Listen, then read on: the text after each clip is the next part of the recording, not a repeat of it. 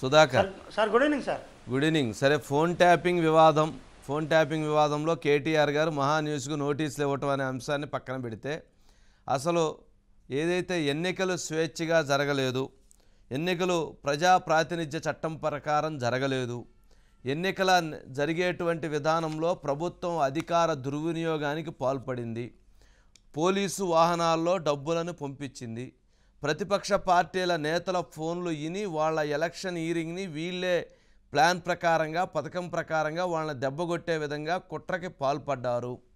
మరి అలాంటప్పుడు ఎన్నికలు స్వేచ్ఛగా జరగలేదు అనేటువంటి భావన ఉన్నప్పుడు మరి 36 మంది ఎమ్మెల్యే బీఆర్ఎస్ పార్టీ ఎమ్మెల్యే అభ్యర్థులని డిస్క్వాలిఫై చేసేటువంటి అధికారం న్యాయస్థానాన్ని కనుక ఆశ్రయిస్తే అటువంటి పరిస్థితి ఏర్పడుతుంది.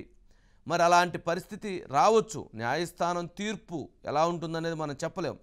కానీ గతంలో ఇందిరాగాంధీ గారి విషయంలో అహ్మదాబాద్ హైకోర్టు ఇచ్చినటువంటి తీర్పుకు సంబంధించినటువంటి పర్యవసానాలను గమనిస్తే, ఇప్పుడు జరిగినటువంటి రాధాకృష్ణరావు గారి స్టేట్మెంట్ కావచ్చు, ప్రణీత్ రావు కన్ఫెషన్ స్టేట్మెంట్ కావచ్చు, తిరుపతి అన్న కన్ఫెషన్ స్టేట్మెంట్ కావచ్చు, లేదా ఇతరులు ఇచ్చినటువంటి కన్ఫెషన్ స్టేట్మెంట్స్ కావచ్చు, బాధితులు ఇచ్చినటువంటి కంప్లైంట్స్ కావచ్చు, వీటన్నిటినీ బేస్ చేసుకొని కనుక న్యాయస్థానాన్ని ఆశ్రయిస్తే న్యాయస్థానం కనుక బీఆర్ఎస్ పార్టీ అభ్యర్థులు ఎన్నిక వాళ్ళు సక్రమంగా ప్రజాప్రాతినిధ్య చట్టం ప్రకారంగా ఎన్నిక జరగలేదు కాబట్టి ఆ 36 మందిని డిస్క్వాలిఫై చేస్తున్నాము, మరలా ఎన్నికలు నిర్వహించండి అని చెప్పేటువంటి పరిస్థితి వస్తే ఏంటి పరిస్థితి?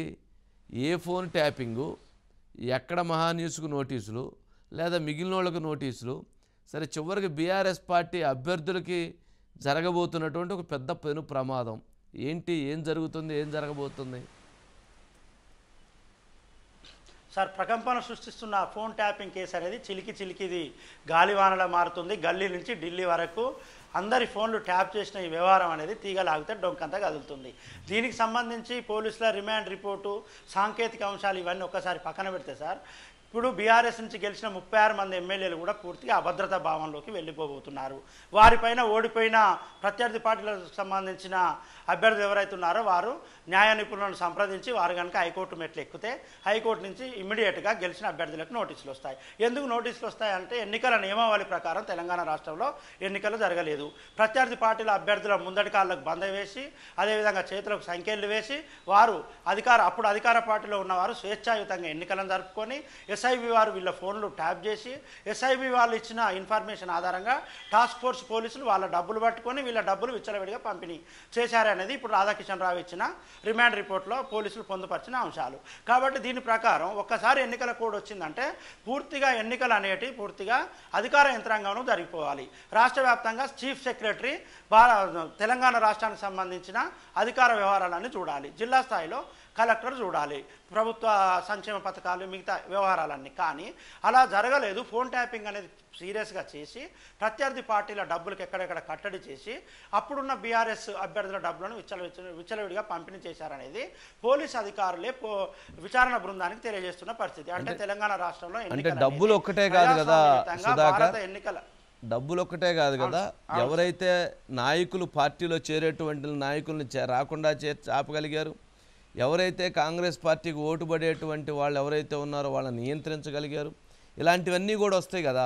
మేము ఓడిపోవటానికి ఆ రకంగా ట్యాప్ చేయటం వల్లనే, ఫోన్ ట్యాపింగ్ వల్లనే మా ఓటమి జరిగింది అనేటువంటి అంశాన్ని కనుక వారు వ్యక్తపరిస్తే, అది ఆధారాలతో చూపించగలిగితే, ఎవరైతే ఒక పార్టీ నాయకుడు నన్ను చేరకుండా ఆ రోజు మొత్తానికి నన్ను ఆపారు అనేటువంటిది కూడా ఎవిడెన్స్లు ప్రూవ్ చేస్తే మరి ఇది నష్టమే కదా. అంటే పూర్తిగా తెలంగాణ రాష్ట్రంలో ఎన్నికల నియమావళి ప్రకారం ఎన్నికలు జరగలేదు. పూర్తిగా వన్ సైడ్, అంటే అధికార యంత్రాంగం అంతా గత ప్రభుత్వంలో పోటీ చేసిన అభ్యర్థులకు సహకరించింది అనేది ఫోన్ ట్యాపింగ్ ప్రధాన సారాంశం సార్.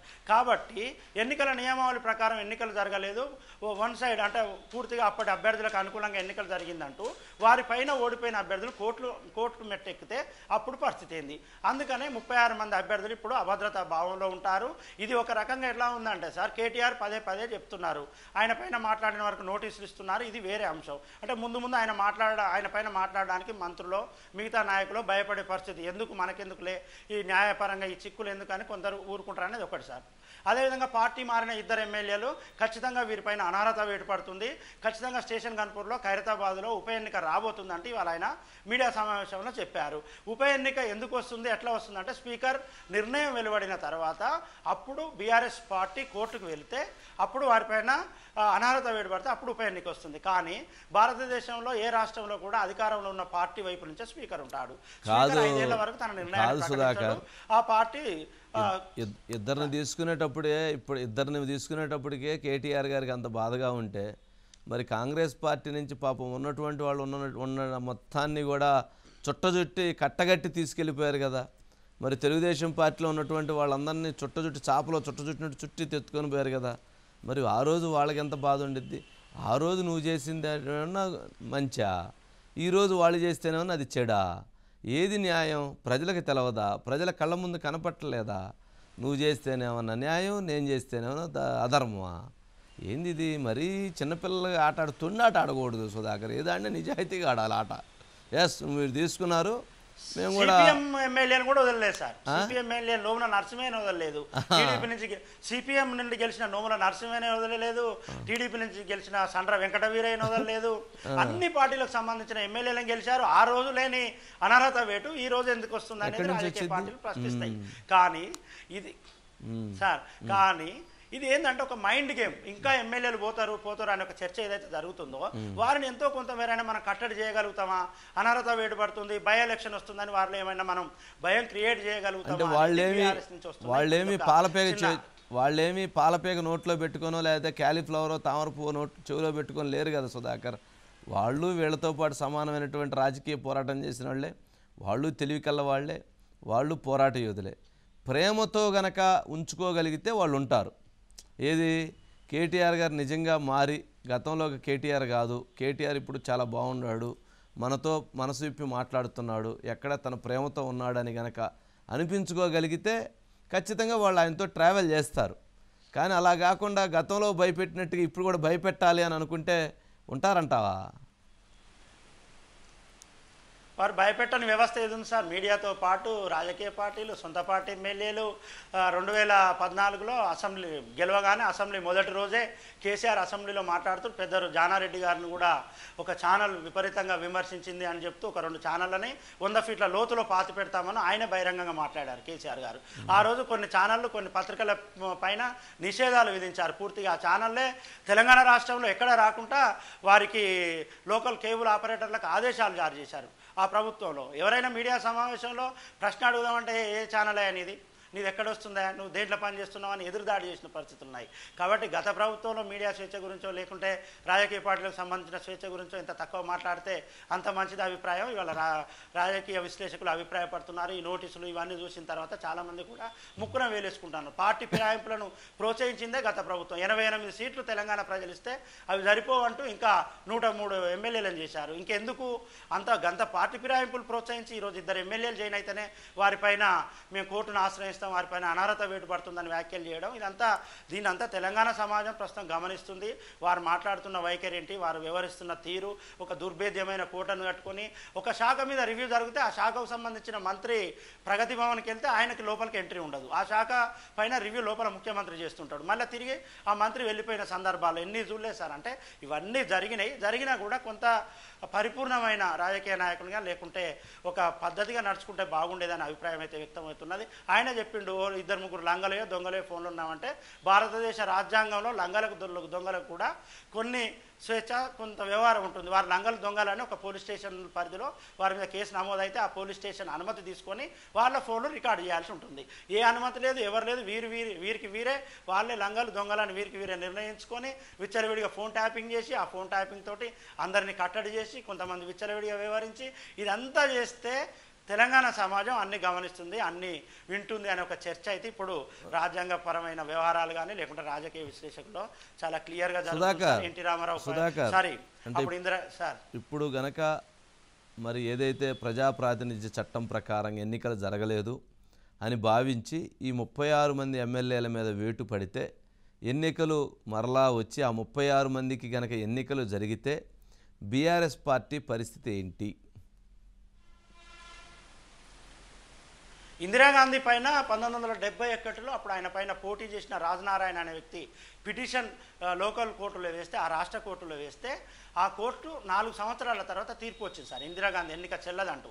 తర్వాత ఇందిరాగాంధీ సుప్రీంకోర్టును సంప్రదిస్తే ఆ కేసును కొట్టివేయలేదు, కానీ దాన్ని స్టేలో ఉంచింది ఆ కేసును. కాబట్టి ఇక్కడున్న ఎమ్మెల్యేల పైన, ఓడిపోయిన ఎమ్మెల్యేలు హైకోర్టులో పిటిషన్ వేస్తే హైకోర్టు వెంటనే గెలిచిన ఎమ్మెల్యేలందరికీ నోటీసులు ఇస్తుంది, వారి వివరణ కోరుతుంది. ఎట్ ది సేమ్ టైం ఇప్పుడున్న రిమాండ్ రిపోర్ట్లతో పాటు తర్వాత ఈ కేసు నిరూపితమైన తర్వాత ఈ కేసులో ఉన్న అంశాలన్నింటిని పరిగణలోకి తీసుకొని హైకోర్టు కూడా ఒక నిర్ణయం వెలుగుస్తుంది. కానీ గెలిచిన ఎమ్మెల్యేలు ఊరుకోరుగా సార్ మన తెలంగాణ రాష్ట్రం. ఇప్పుడున్న కోర్టు న్యాయపరమైన అంశాలు, న్యాయపరంగా ఉన్న లొసుగులను ఆధారంగా చేసుకొని వారు సుప్రీంకోర్టుకు వెళ్ళే అవకాశం ఉంటుంది. ఆ లోపు ఏమైనా పుణ్యకాలం కాస్త ముగుస్తుందా, లేకుంటే 5 సంవత్సరాలు గడిచిపోతుందా లేదా, కానీ నైతికంగా మాత్రం బీఆర్ఎస్కు చాలా ఇబ్బందికరమైన అంశం ఇది. అంటే ఫోన్ ట్యాపింగ్ ప్రమాదం విచారణలో ఉండగానే ఫోన్ ట్యాపింగ్ ప్రమాదం అనర్హత వేటు పడేటువంటి అవకాశం ఉంది. ఇప్పుడు అనర్హత వేటు వెళ్ళినటువంటి వాళ్ళిద్దరి మీద వేస్తామనేది వంటిది ఒకటి, కానీ అసలు ఇప్పుడు ఉన్నటువంటి వాళ్ళ మీద న్యాయం కోర్టు తీర్పు ప్రకారంగా వేటు పడిద్దని భావిస్తే అసలు వీళ్ళందరూ అక్కడ నిలబడతారంటావా? చాలా భయం ఉంటుంది సార్. వాళ్ళు ఇప్పుడు అక్కడ ఎందుకుంటారు సార్? రావాలి అర్జెంటుగా ఉన్న ఫలంగా వచ్చి అధికార పార్టీలో జాయిన్ అయితే మా మీద ఓడిపోయిన వారు కోర్టును ఆశ్రయించారు కాబట్టి అధికార పార్టీలోకి వచ్చి సురక్షితంగా ఉండాలని వారు భావిస్తారు. ఎట్ ది సేమ్ టైం ఇప్పటికే చర్చలు జరుగుతున్నాయి, చాలా మంది వెళ్తాం అనుకుంటారు. ఆ ప్రక్రియ ఏదైతుందో అది ఇంకా స్పీడప్ అయి త్వరగా కూడా కాంగ్రెస్ గుట్టుకొచ్చే అవకాశం ఉంటుంది సార్. Okay, right Sudhakar.